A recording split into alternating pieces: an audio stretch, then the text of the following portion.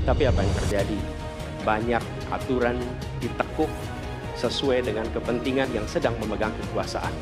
Negara ini adalah negara hukum, bukan negara kekuasaan.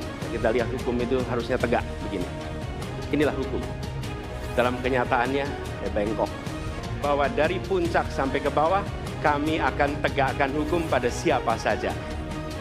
Ketika kepercayaan dari Ibu dan Bapak Saudara sekalian diberikan kepada kami, maka kami insya Allah akan mengembalikan posisi Indonesia. Kami merencanakan bagaimana kekuatan Indonesia, kekuatan kebudayaan, kekuatan kesenian, kekuatan ekonomi hadir mewarnai kancah internasional. Bukan hanya hadir dalam forum-forum, tapi hadir mewarnai.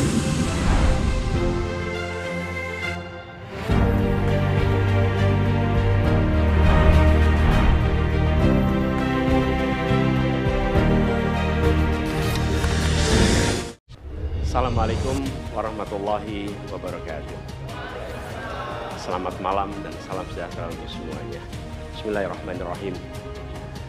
Negara hukum menempatkan hukum sebagai rujukan utama untuk memastikan hadir rasa keadilan, memberikan kebermanfaatan, dan memberikan kepastian pada semua.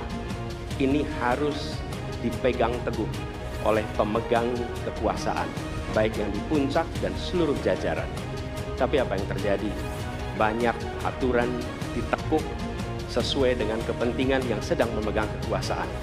Apakah ini akan diteruskan? Tidak. Ini harus diubah. Ini harus dikembalikan. Kemudian kita menyaksikan betapa pada hari-hari ini tatanan ketika kita menyelenggarakan pemerintahan sering tidak sesuai dengan prinsip-prinsip hukum yang kita pegang.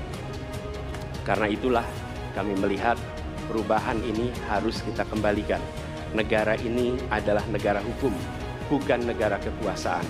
Dalam negara hukum, kekuasaan diatur oleh hukum. Dalam negara kekuasaan, hukum diatur oleh penguasa. Dan kita tidak menginginkan itu terjadi. Pada saat ini, kalau kita lihat hukum itu harusnya tegak begini. Inilah hukum. Dalam kenyataannya, dia bengkok. Dia tajam ke bawah, dia tumpul ke atas. Dan kondisi ini tidak boleh didiamkan, tidak boleh dibiarkan, dan harus berubah. Karena itu kita mendorong perubahan. Mengembalikan hukum menjadi tegak kepada semuanya. Dan bila kita saksikan hari ini, ada satu orang milenial bisa menjadi calon wakil presiden. Tetapi ada ribuan milenial, generasi Z, yang peduli pada anak-anak bangsa, yang peduli pada mereka yang termarginalkan. Ketika mereka mengungkapkan pendapat, ketika mereka mengkritik pemerintah, justru mereka sering dihadapi dengan kekerasan, dihadapi dengan benturan, dan bahkan gas air mata. Apakah kondisi ini akan dibiarkan? Tidak. Kita harus lakukan perubahan. Oleh karena itu, kami memperhatikan ini sebagai hal yang mendasar. Yang tak kalah penting, ini kedua nih, yang tak kalah penting. Kita menyaksikan pada saat ini, ada peristiwa seperti peristiwa Ibu Mega. Ibu Mega Suryani Dewi, seorang ibu rumah tangga yang mengalami kekerasan rumah tangga, lapor pada negara, tidak diperhatikan, dan dia meninggal korban kekerasan. Apakah akan dibiarkan? Tidak. Ini harus diubah. Dan tidak kalah penting, hadir bersama saya di sini ayahnya Harun Ar-Rasyid. Harun Ar-Rasyid adalah anak yang meninggal, pendukung Pak Prabowo di Pilpres 2019 yang menuntut keadilan pada saat itu.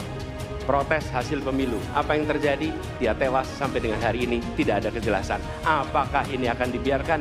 Tidak. Ini harus. Karena itu, kami mendedikasikan diri. Hadir untuk memberikan komitmen bahwa dari puncak sampai ke bawah, kami akan tegakkan hukum pada siapa saja. Kami kembalikan marwah kehidupan bernegara yang menempatkan hukum sebagai tempat yang paling tinggi. Dan ketentuan itu berlaku pada semua, termasuk ketika menyangkut urusan ASN, menyangkut urusan TNI dan Polri. Ketika kepercayaan dari Ibu dan Bapak Saudara sekalian diberikan kepada kami, maka kami insya Allah akan mengembalikan posisi Indonesia menjadi pelaku utama di dalam konstelasi global. Indonesia tidak hadir sebagai penonton, tapi Indonesia hadir sebagai penentu arah perdamaian, kemakmuran bagi seluruh bangsa di level global maupun di level regional. Kami merencanakan bagaimana kekuatan Indonesia, kekuatan kebudayaan, kekuatan kesenian, kekuatan ekonomi ikut mewarnai kancah dunia. Kita ingin film kita, seniman kita, kuliner kita, diplomati kita, para diaspora kita menjadi fenomena dunia, hadir mewarnai kancah internasional. Kita menginginkan dengan cara seperti itu, maka apa yang kita kerjakan di level dunia membuat Indonesia bisa menjadi tuan rumah di negeri sendiri, sekaligus tamu mempesona di negeri orang. Dan Presiden menjadi panglima diplomasi Indonesia. Bukan hanya hadir dalam forum-forum, tapi hadir mewarnai, hadir serius memperjuangkan amanat, termasuk amanat terpenting, menghapuskan penjajahan di muka bumi.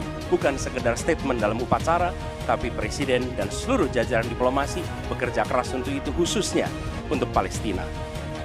Tapi dalam kenyataannya, kita bicara tentang pertahanan di sisi lain. Kita menghadapi tantangan yang tidak kecil. Dalam beberapa tahun terakhir ini, lebih dari 160.000 orang meninggal, bukan karena serangan militer, tapi karena serangan virus. HP kita, komputer kita, diserang oleh cyber attack. Lebih dari 800 juta cyber attack. Perdagangan manusia, perdagangan anak. Bagaimana perempuan, anak-anak menjadi korban, lebih dari 3.000 orang.